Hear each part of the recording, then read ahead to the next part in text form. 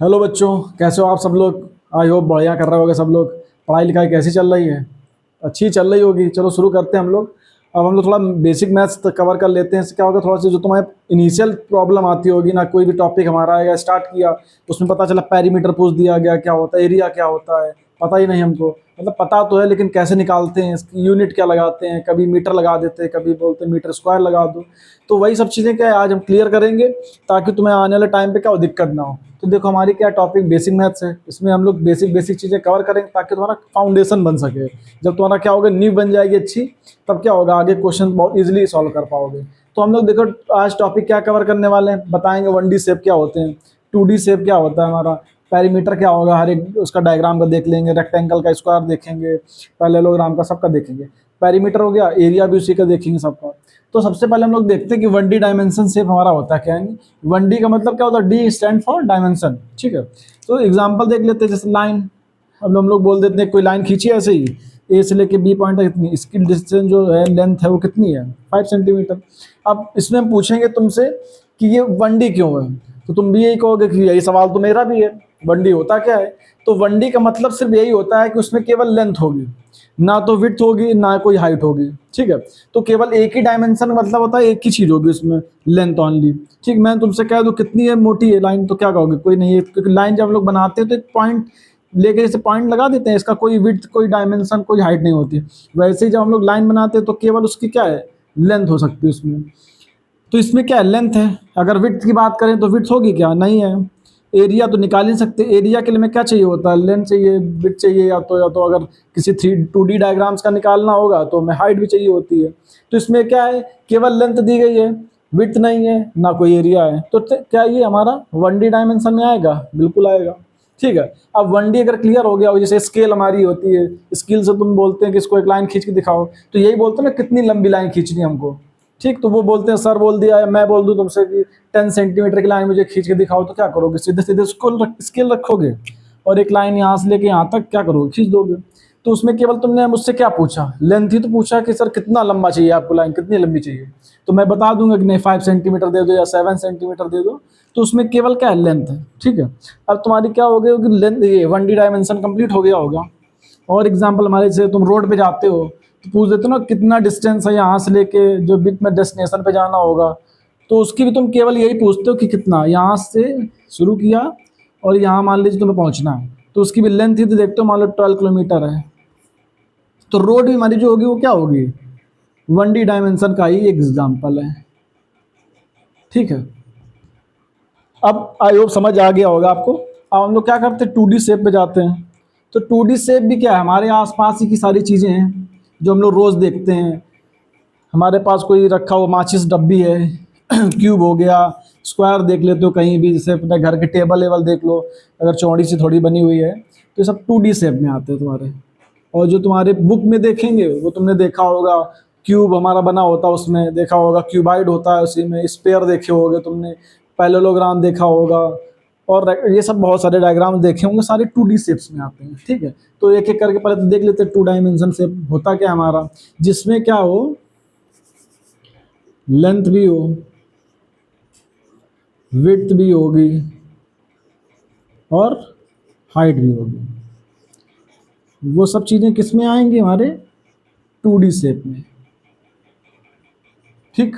अब जैसे एग्जांपल के लिए ये ले लेते हैं, क्यूब बना लेते हैं, मान लीजिए एक स्क्वायर ले लेते हैं, अभी क्यूब नहीं बनाएंगे।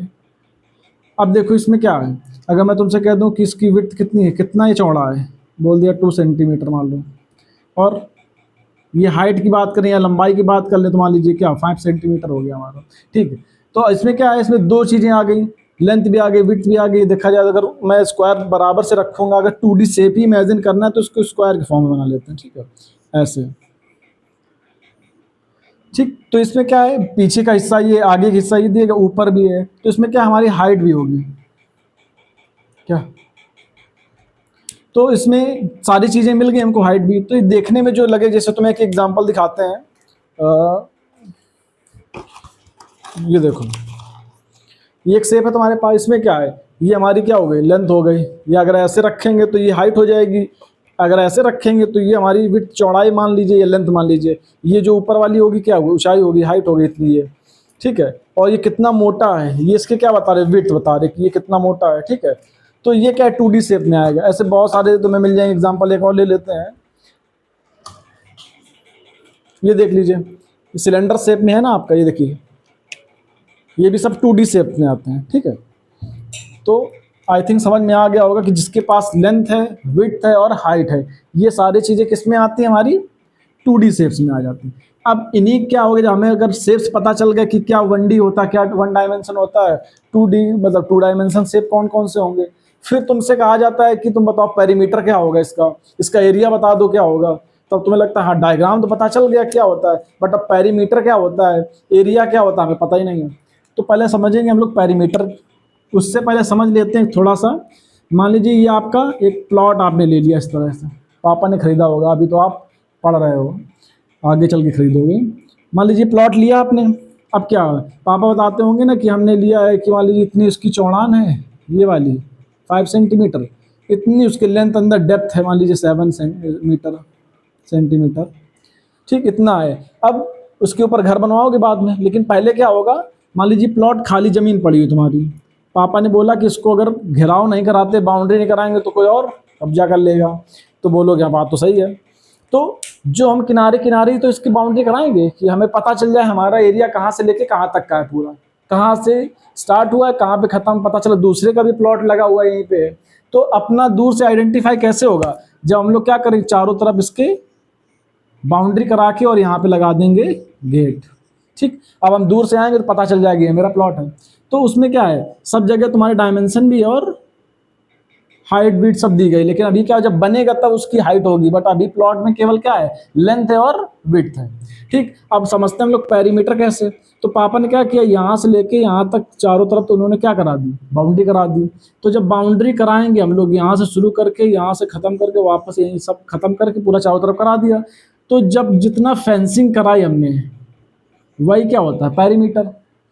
अब पेरीमीटर से पहले ये समझ लेते हैं कि हमारा लेंथ क्या होगी और विड्थ क्या होगी। विड्थ मतलब ये ब्रीथ कितना चौड़ा है, ये 5, और ये कितना लंबा है यानी 6 सेंटीमीटर मान लो, ठीक। तो ये इसकी क्या होगी, विड्थ हो गई, ये लेंथ हो गई। अब हम मान लीजिए पेरीमीटर निकालना है किसका, स्क्वायर का मान लो। तो सबसे पहले लिखेंगे पेरीमीटर ऑफ अ स्क्वायर। अब उससे पहले तुमको पता होना चाहिए कि पेरीमीटर ऑफ स्क्वायर होता क्या है, ठीक। तो अब मान लीजिए ये स्क्वायर है, अभी तक क्या था, एक रेक्टेंगल ले रखा तो मान लिया, तो उसको स्क्वायर में क्या होता है पता होगा तुमको कि सारी साइड्स क्या होती हैं, इक्वल होती हैं, ठीक। तो ये भी 5 है, ये भी 5 है, ये भी 5 और ये भी 5 है, ठीक। अब पेरीमीटर ऑफ स्क्वायर का मतलब क्या है, सीधे सीधे पहले हम फॉर्मूले पे ना जाके इसका बेसिक समझ लेते हैं। स्क्वायर का मतलब क्या है, सारी साइड सेम है, तो उसकी 4 साइड हैं यानी 4 इक्वल होंगी, तो सबकी साइड क्या है, सेम है, तो यानी हमारे पास 4 साइड होंगी, ठीक है। बेसिक सा देखना, अभी 4 साइड है, 1 2 3 4, और सबकी साइड क्या है, बराबर है यानी 5 है। अगर मैं 5 से मल्टीप्लाई कर दूँ इसको तो क्या आएगा, 5 4 जा 20। अब इसमें अगर हमने सेंटीमीटर ले रखा है तो हमें सेंटीमीटर भी लिखना पड़ेगा। तो ये क्या आ गया इसका, बताओ क्या आ गया, ये आ गया इसका पेरीमीटर, ठीक। तो अब मैं यहाँ लिख देता हूँ, पेरीमीटर ऑफ स्क्वायर जो होता है 4 इंटू साइड होता है, ये हमारा फॉर्मूला होता है पेरीमीटर ऑफ स्क्वायर का। समझ आ गया ना कि हमारे पास 4 साइड दी गई हैं और चारों साइड्स क्या इक्वल हैं, क्योंकि स्क्वायर अगर माना है तो स्क्वायर की चारों साइड्स क्या होती हैं, इक्वल होती हैं। तो 5 ये 5 5 5 यानी चारों डिस्टेंस जो इसकी जो लेंथ है वो क्या है 5 है, और टोटल कितनी हमारे पास दीवार है, एक ये एक ये एक ये 4, तो हमने मल्टीप्लाई कर दिया, आंसर आ गया। तो इसका आंसर क्या आएगा, 4 इंटू साइड में क्या है 5, 20 सेंटीमीटर, ठीक। ये हो गया। अब एक और एग्जांपल देख लेते हैं, पहले इसको नोट कर लो, स्क्रीन शॉट लेना पॉज करके, ठीक है, मैं रेज कर रहा हूँ इसको। अब यही एक स्क्वायर लेते हैं, बट उसकी डिस्टेंस क्या करेंगे, अलग अलग ले लेंगे, जो इसकी लेंथ होगी। मान लीजिए ये क्या है 7 सेंटीमीटर है, ये भी 7 सेंटीमीटर और ये भी 7, ये भी 7। अब तुमसे कोई पेरीमीटर कहेगा कि पेरीमीटर बताओ, तो तुमको कुछ ज़्यादा सोचना नहीं है, इसका फॉर्मूला क्या होता है 4 इंटू साइड, ठीक। 4 मतलब 1 2 3 4 साइड होती हैं, तो वो ये 4 हैं। अब क्या होती है, अब सबको जोड़ोगे मतलब क्या हो जाता है, सीधे सीधे अगर ऐसे भी जोड़ो पेरीमीटर का सीधा सीधा मतलब होता है, तुम ये समझ लो, सम ऑफ ऑल साइड। ठीक है, कहीं कहीं तुमने ये भी लिखा देखा होगा कि अगर लिखा है पेरीमीटर बताओ तो वहां सीधे सीधे लिखा है सम ऑफ ऑल साइड्स। तुमने देखा होगा हर जगह पे, ट्राइंगल में भी लिखा होता है, स्क्वायर में भी, रेक्टेंगल में।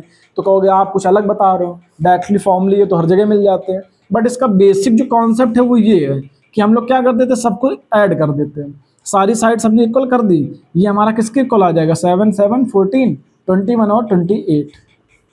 ठीक, अब अगर हम इसमें साइड में इसमें फॉर्मूले पे अगर बेस्ड क्वेश्चन करेंगे कि हमें फॉर्मूला आना चाहिए, क्योंकि स्कूल में तो यही कहते हैं कि फॉर्मूला लगाओ। मान लीजिए फॉर्मूला नहीं आता तब तो मान लीजिए बेसिक कर दिया हमने, बट फॉर्मूले के थ्रू करना तब कैसे करेंगे। तो वही साइड पता है हमको कितनी 7 है, तो हमने 7 यहाँ रखा, मल्टीप्लाई कराएंगे तो क्या आएगा 28।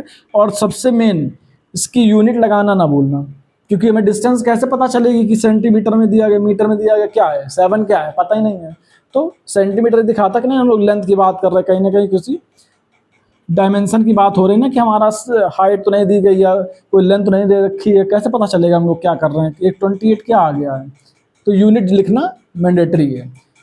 तो बेसिकली तुम इस पे ध्यान दो कि सम ऑफ ऑल साइड्स भी कर सकते हो, तुमने सबको ऐड किया और आंसर लिख दिया, ये भी तुम्हारा क्या होगा, आंसर सही है। बट अगर प्रॉपर तरीका देखा जाए लिखने का तो वही है कि पेरीमीटर लिखा और ये लिख दिया। ठीक, तो आई थिंक आज समझ में आ गया होगा ना कि पेरीमीटर क्या होता है। अब पेरीमीटर से हट के क्या चलते हैं, अब अपना एरिया देख लेते हैं। अब तुमको लग रहा होगा पेरीमीटर तो समझ आ गया, एरिया क्या है, एरिया कौन सी बला है, नहीं कि ऐसा क्या है इसमें कि ये इससे हटके है। लगभग लगभग तो सब कवर हो गया, किसी भी हमें प्लॉट दिया गया, कुछ भी दिया गया, सब निकाल ले रहे हैं हम। अब क्या होगा एक रेक्टेंगल दे दिया मान लीजिए तुमको, ये क्या है रेक्टेंगल। अभी तक क्या स्क्वायर पढ़ रहे थे हम लोग, अभी स्क्वायर का भी एरिया देखेंगे, पर पहले इसको देख लेते हैं। अब इसमें क्या है, ये रेक्टेंगल हमारा, इसकी प्रॉपर्टी क्या होती है, इसकी अपोजिट साइड्स जो होती हैं वो इक्वल और पैरेलल होती हैं। ये इक्वल होंगी, ये इक्वल होगी। ठीक, ये दोनों आपस में इक्वल भी हैं और पैरेलल भी हैं। पैरेलल लाइंस क्या होती पता है, जो कभी मीट नहीं करती हैं, कहीं भी इनको लेते चले जाओ इन्फिनिटी तक, ये कभी भी मीट नहीं करेंगे, इंटरसेक्ट ऐसे नहीं करेंगे किसी भी पॉइंट में। तो ये पैरेलल लाइंस होती हैं। तो ये दोनों लाइंस क्या है, आपस में इक्वल है। मान लीजिए अगर ये 5 सेंटीमीटर है तो ये भी 5 सेंटीमीटर होगी। अगर लेंथ की बात करेंगे तो मान लीजिए ये क्या है हमारी 6 सेंटीमीटर, तो ये भी 6 सेंटीमीटर होगी। यानी ये अपोजिट साइड्स क्या है, इक्वल हैं, और ये साइड्स भी आपस में क्या है, इक्वल हैं। और सबका देखा जाए तो ये बोल देते डायरेक्टली कि रेक्टेंगल की प्रॉपर्टी क्या होती है, अपोजिट साइड्स इक्वल होती हैं और पैरेलल होती हैं। इनके डायगोनल जो होते हैं वो क्या करते हैं, इंटरसेक्ट करते हैं एक पॉइंट पे, और ये भी दोनों आपस में क्या होते हैं, इक्वल होते हैं। ठीक है, ये आगे की चीज़ें अभी समझ आएंगी। वैसे इसका देखा जाए तो एंगल भी क्या होते हैं, सारे 90 डिग्री होते हैं। ये समझ आया तो ठीक है, नहीं तो आगे के लिए छोड़ दें इनको, बट बेसिक जानकारी है तो मैं होनी चाहिए। ठीक, तो अब इसको फिर से बना लेते हैं, बहुत ज़्यादा हौच पौच इसमें गिच पिच हो गई है। तो हम बेसिकली तुम्हें क्या बताने जा रहे थे, एरिया। अब देखते हैं एरिया होता क्या है। तो हमने रेक्टेंगल बनाया जल्दी से, लग रहा है ना रेक्टेंगल, ये 5 सेंटीमीटर, ये 5 सेंटीमीटर, ये 7 सेंटीमीटर, ये भी 7 सेंटीमीटर। अब बात करें एरिया की। देखो एरिया क्या होता है पहले से समझ लेते हैं। ये हमने देखा 7, ये 7, यानी अभी पहले इसका पेरीमीटर ही देख लेते हैं हम लोग, नहीं तो फिर कंफ्यूज हो जाओगे तुम। अगर मान लो मैं इसका पेरीमीटर ही निकालने पे आ जाऊँ, क्योंकि अभी तक हम लोग स्क्वायर का पेरीमीटर देख रहे थे, अब रेक्टेंगल का देख लो। तो इसमें क्या होता है, हमने बताया था तुम्हें सम ऑफ ऑल साइड्स। ठीक है, अब कहोगे इसे तो ऐड कर दो, 7 दिया गया है प्लस 5 दिया गया प्लस 7 दिया गया प्लस 5 दिया गया, ऐसे ऐड करो 7 5 12 12 7 19 19 5 जा 19 5 24 आ गया।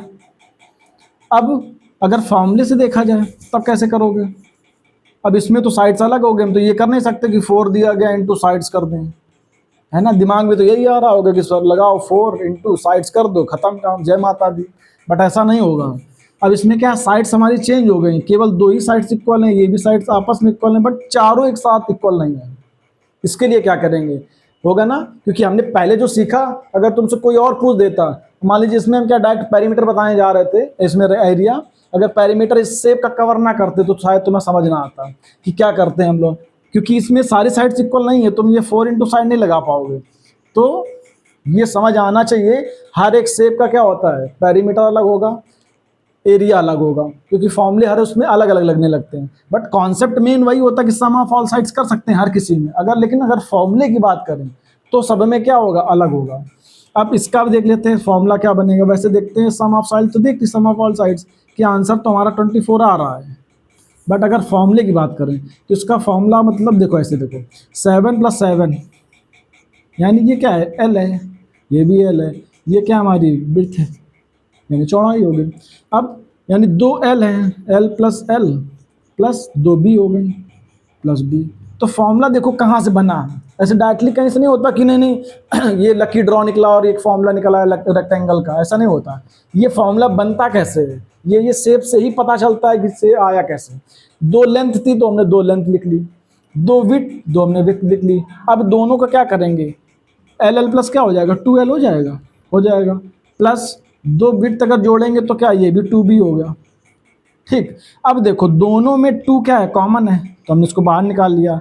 अब इससे 2 बाहर चला गया, इससे 2 चला गया बाहर, तो यहाँ क्या बचा, केवल L और +B। यही हमारा फॉर्मूला होता है किसका, रेक्टेंगल का। तो अब जो भी क्वेश्चन सॉल्व करेंगे हम लोग वो रेक्टेंगल के केस में इस फॉर्मूले से करेंगे, 2L + B। डायरेक्टली तो कर सकते थे, इसी से ऐड करते खत्म हो जाता है हमारा। बट तुम्हें क्वेश्चन दिखेंगे फॉर्मूले के थ्रू यूज करना, तुम्हें बताना पेरीमीटर, तब कैसे बताओगे, क्योंकि ज़्यादातर लोग क्या करते हैं, लगाया फॉर्मूला, रटाया और शुरू हो गए। पेरीमीटर तो कर सकते हो बट एरिया में प्रॉब्लम आएगी। तो पहले उसको नोट करो, फिर बताते हैं इसके एक क्वेश्चन। पॉज करके स्क्रीनशॉट ले लेना, हम आगे बढ़ रहे हैं।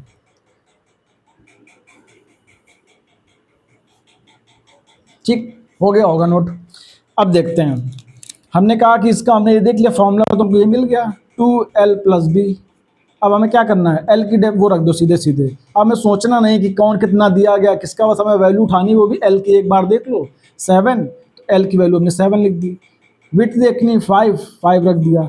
अब बॉड मास हमने ऑलरेडी कवर कर रखा तो उसको देख लेंगे, नहीं आता ब्रैकेट हम लोग सबसे पहले सॉल्व करते हैं। 7 + 5 कितना होगा, 12, फिर मल्टीप्लाई कराएंगे, 2 × 12 हो जाएगा हमारा 24, और सेंटीमीटर लगाना बिल्कुल भी नहीं भूलना है। तो इसका आंसर क्या आ जाएगा हमारा 24, ऐसे होगा रेक्टेंगल का। ठीक, तो साइड्स का ध्यान रखना कि नहीं नहीं स्क्वायर हमने बता दिया 4 × साइड होता है, तो हर किसी में 4 × साइड लगा के उड़ा दिया कर दो, वाह लगा दिया ठप्पा, गायब हो गए बस। अब हमारा आंसर तो आ ही गया होगा, मार्क्स मिल जाएंगे। बट जब कॉपी देखोगे जाके तो वहाँ होगा तुमको क्या, 0 मिलेगा। ऐसे फिर कहोगे सीखा तो हमने बहुत अच्छा था, क्या करोगे, पहले ही थोड़ा सा वीडियो देखोगे और स्किप करके भाग जाओगे तो पूरा कॉन्सेप्ट आ गया। बट ऐसा नहीं है, तो इसको देखो, नोट करो, फिर हम आगे बढ़ते हैं। अब एक क्वेश्चन जो हम तुम्हें दे रहे हैं जरा करके दिखाओ। मान लो एक रेक्टेंगल का ही क्वेश्चन है, इसकी साइड दी गई है 5 सेंटीमीटर, ये भी 5 सेंटीमीटर, ये हमारा हो गया 4 सेंटीमीटर। ठीक, अब ये याद रखना कि हमने रेक्टेंगल लिया है, स्क्वायर नहीं लिया है। इसकी साइड दोनों आपस में इक्वल है, इसकी आपस में इक्वल है, बट ये चारों साइड से इक्वल नहीं है। तो इसका फॉर्मूला क्या बताया था हमने, 2L + B। इसका क्या करोगे, आंसर निकाल के कमेंट करोगे, मैंने समझाने वाला। ठीक है, अब मैं जा रहा हूँ शिफ्ट होके एरिया बताने। इसको क्वेश्चन को देख लो और सॉल्व करके बाद में आंसर करना है। ठीक, नोट कर लिया, साफ कर रहा है। अब आते हैं अपने एरिया पे। पेरीमीटर तो काफ़ी समझ लिया है, समझ में भी आ गया होगा। अब कवर करते हैं एरिया क्या होता है। सबसे पहले पहले हम लोग बात करेंगे स्क्वायर की, क्योंकि ये क्या होता है, हम लोग एक समझ लेते हैं, बाकी लगता है एक ही जैसे होंगे, बट एक जैसे